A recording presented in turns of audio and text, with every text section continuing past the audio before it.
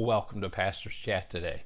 We're in Psalm 20, where David has given us this psalm that he wrote and sent to the chief musician to be sung by the people. David at this time is king of Israel. Now, he had a rough road even becoming the king. As you know, as Saul hounded him, tried to kill him for over 10 years as he fled. David fled into the wilderness and had to survive through many difficult days to become the king. But after he became the king, the battle wasn't over.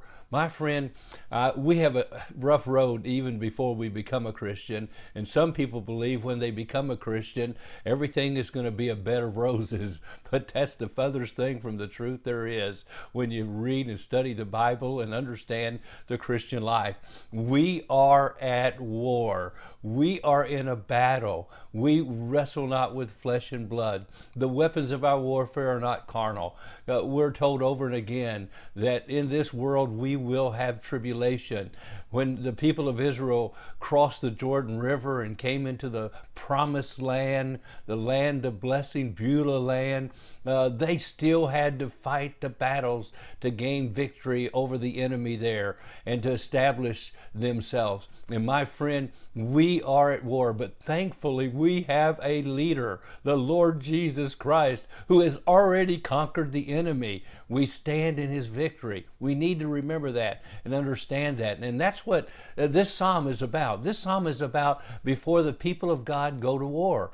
And before they go to war, matter of fact, in Deuteronomy chapter 20, God had mentioned that before you go to war, the leaders dedicate themselves to the Lord. They consecrate themselves. Here in this chapter, you see the people are praying, may the Lord answer you in the day of trouble. May the name of the God of Jacob defend you. May he send you help from the sanctuary and strengthen you out of Zion. May he remember all your offerings and accept your burnt sacrifice, Selah.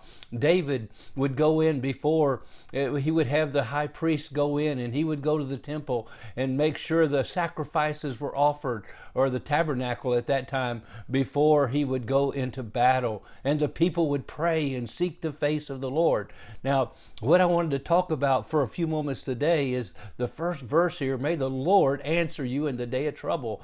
Yes, the enemy has attacked, the day of trouble has arrived, and what are we going to do? And then he says, may the name of the God of Jacob defend you. Now, this is interesting, and I want to take a minute about this. The God of Jacob.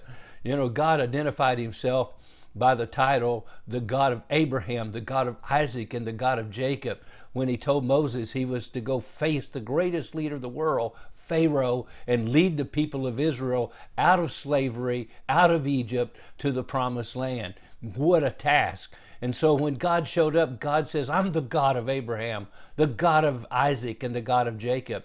And what he was saying to Moses, who had been on the backside of the desert for 40 years, I am the God who really cares. I am the God who has showed himself already and revealed himself to Abraham, Isaac, and Jacob. To Abraham, I revealed myself as the God who is the initiator. I found him when he was in Ur of Chaldees. He was a pagan, worshiping idols, and I called him to be my own, to go to a promised land. I'm the God of Isaac. Isaac, he was the son of Abraham who inherited everything.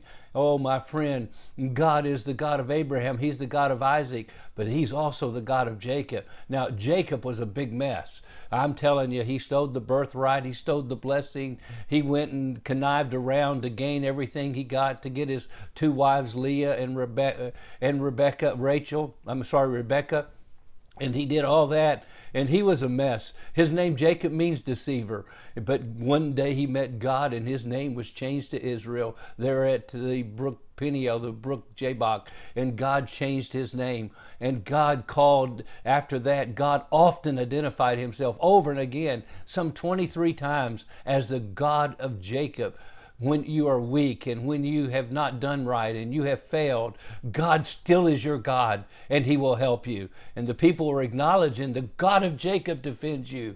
And my friend, today the God of Jacob, the God of the weak, the God of the fallen, the God of the hurting, the God of the confused, the God of those who are having difficulty, He will defend you today. You can trust Him, and I hope you will. Well, God bless you, and you have a wonderful, wonderful day.